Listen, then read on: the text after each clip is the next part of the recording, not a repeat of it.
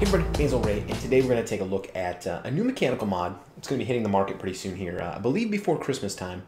This is the Viggo mod from Vape Jam Mods, made out of 304 stainless steel with some naval brass accents. I believe that there's going to be a 316, 318 version of this available when it launches as well. 22mm mod, it's got a really nice firing mechanism. It's going to take your 18 series batteries, so 350, 490, 650. It's engraved, it's going to be serialized, silver-plated, copper contacts, so all the good stuff you want in a mechanical mod. Let me just take another big puff, and we'll go right into taking a look.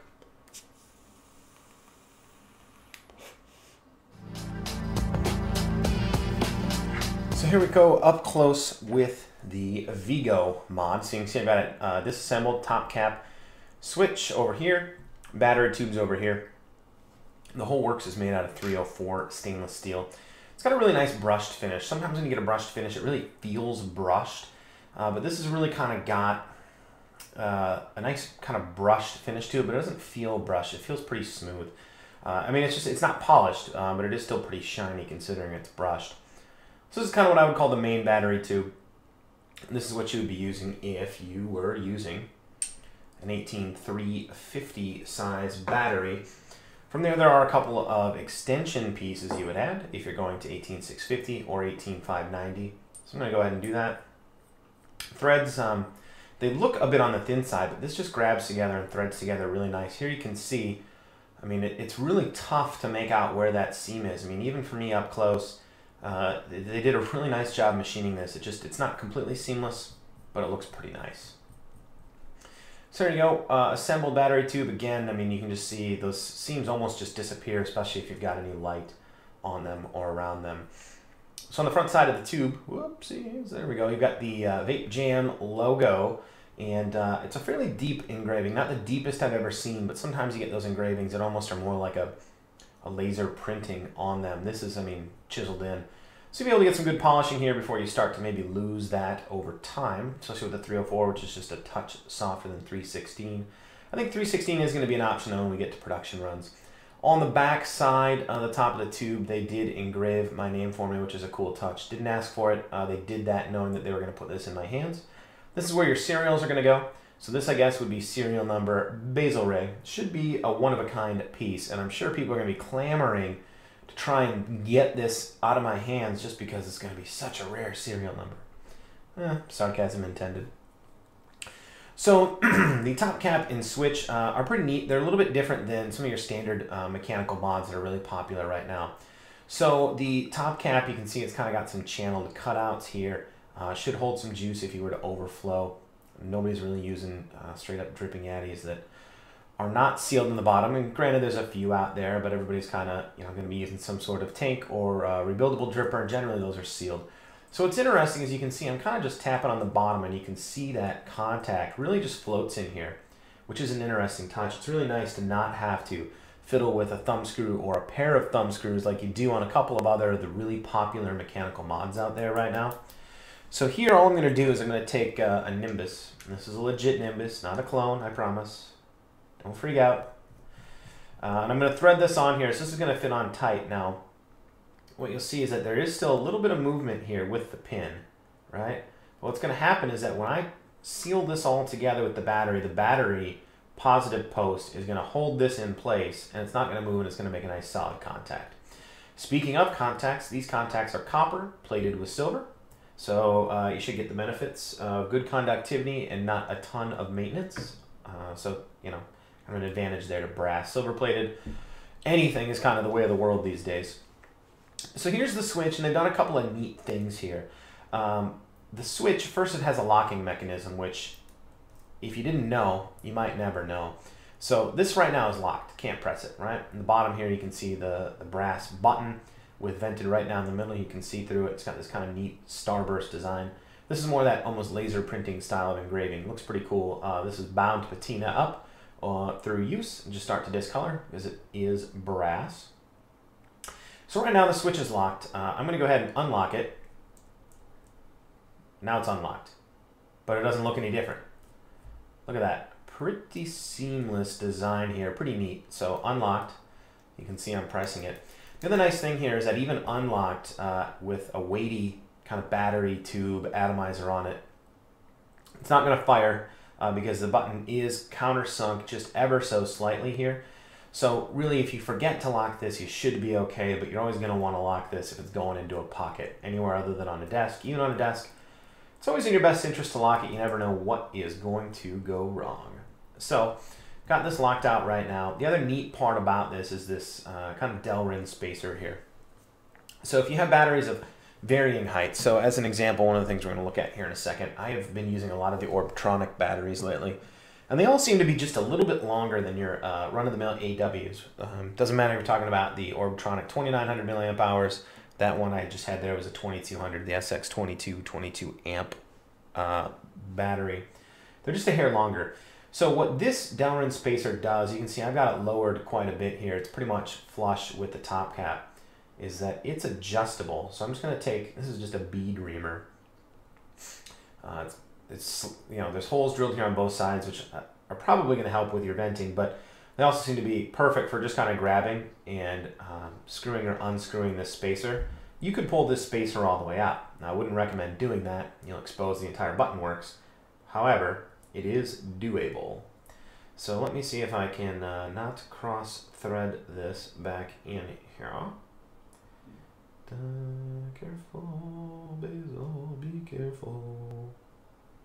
Ever so gentle. If I'm not feeling lazy, I'll edit this out. Do. That's not too bad. All right.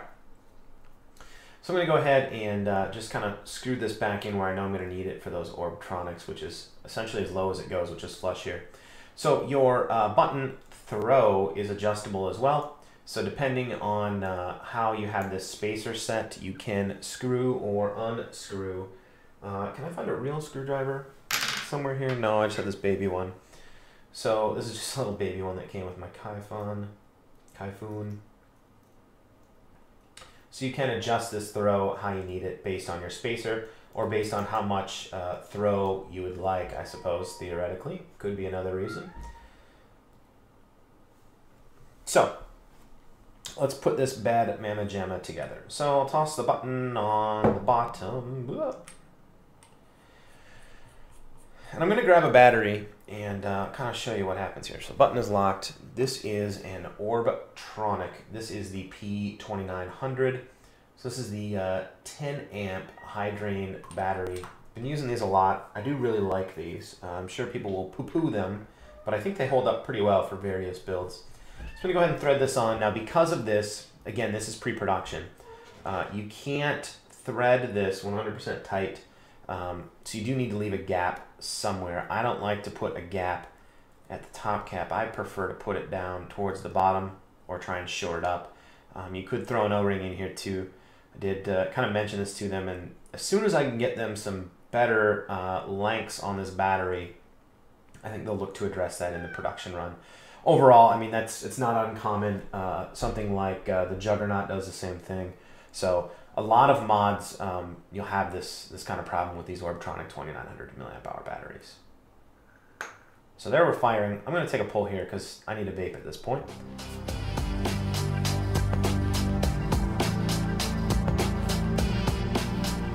All right, so we're going to go ahead and load this up. This is a P2900. This is that same Orbtronic battery we were just talking about. I'm going to go ahead and load this up, and we'll just look at some quick kind of under load testing. Now I know this is not the most efficient way to test any device. You should look for internal resistance of the device, etc. This is one of the easiest to kind of give you a somewhat of a baseline. I think it's one of the most frequent tests that have been done, and I think people kind of just understand it. It's a little bit easier to understand than talking about internal mod resistance. So we'll kind of use this as a bit of a benchmark. So here, using the ECD because it's going to give me a couple quick readings. It's just easy to swap in and out, and it'll show you some stuff. So I got this set to show, well, it's showing first resistance about 0.43, battery output 0.339. It's jumping around a little bit. Let me look here. It's right around 3.7-ish. There we go, 371. So 0.4 ohms, 371, not too shabby. Let me grab Where is it? Oh, it's in my pocket. So I've got my Kaifon Light Plus here set up. About a 1.5 ohm coil, right thereabouts. So we'll toss this bad boy on here. Take a look how it does. A little bit higher resistance, just in terms of throughput. 1.5 ohms. Pushing out 4 volts, so not too bad. This is a micro coil setup here. I think I've got something kind of in the middle. Where is that? RSST. This is set up somewhere in between those two. Let's take a look. So we're pushing 0.7 here, and we're pushing about 3.8 out. 0.7, 3.83. So really pretty good here with this 2900 milliamp hour 10 amp Orbitronic, fresh off the charger. Let me grab, this is a different Orbitronic. This is the new SX22, which is rated for 22 amperes. So we'll throw this on, we'll kind of just repeat this, and we'll look at a quick AW, and we'll wrap it up with some final thoughts. All right. 3.8, 3.7, 0.4. Pretty darn good performance there. We'll grab that Kaifon light, so we'll go for the extremes, and we'll look in the middle. So we got about 4 out of this one before. 4 out of this one. So pretty efficient use here. You know, 4 volts to a 1.5 ohm micro coil is a pretty decent vape too, might I add. 3.8 to the 0.7 ohm coil. So pretty good there. Let me just swap in. Let me grab a tried and true 1600 milliamp hour AW. This is a well-loved cell, so not new, fresh off the charger, but by no means new. So let's kind of get an indication here. And I'll show you when you switch different battery types, sometimes you're just going to have it set up right. So 4.22 unloaded voltage. ECD back on. 3.7 to that 4 ohm or 0.4 ohm coil. Go for the outer edges again here, resistance wise, 1.55. 4.03, 4.04.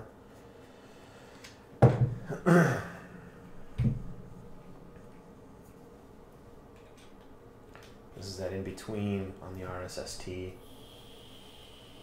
Look at that. 0.7, 3.88.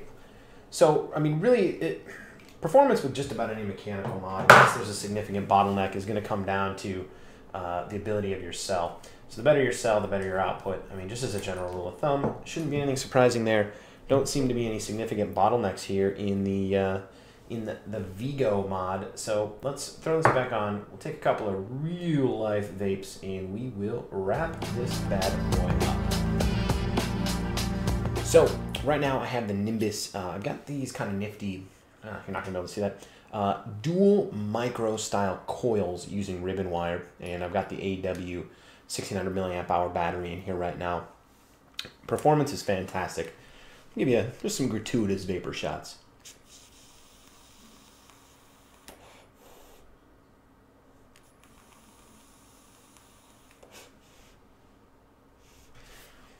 Great performance, exactly what you would expect from a mech mod. Everything, as far as my testing has gone, seems to be exactly on par with things like the Nemesis that are widely popular.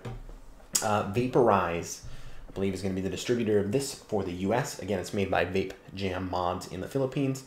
Not sure what pricing is going to look like, but according to my sources, this should be out before Christmas. So if you're in the market for a mechanical mod, something that's just a little bit unique with just the setup here, with the floating negative pin, you know, that Delrin battery rattle kind of adjustment reducer, really great switch mechanism. Really like this. You can really kind of customize that switch to your liking. So I have this set up with some cotton yarn, give you a couple of shots here, but I think this one's going to be a winner. I really do like this. This has supplanted my use of my rest of my mechanical stuff. I've been using it a lot here with just my Nimbus with this build here, 0.4, 0.5 ohms. Pretty solid performance. Really can't complain.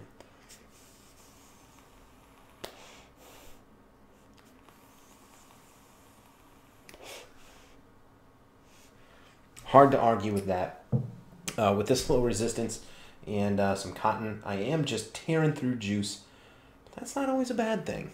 Get through some of those juice deposits in the old juice bank, and you'll be enjoying life.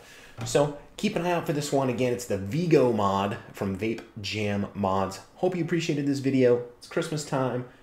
Make sure that you and your loved ones have an excellent holiday, whatever you celebrate, and by all means, take care. We'll see you around Vape World.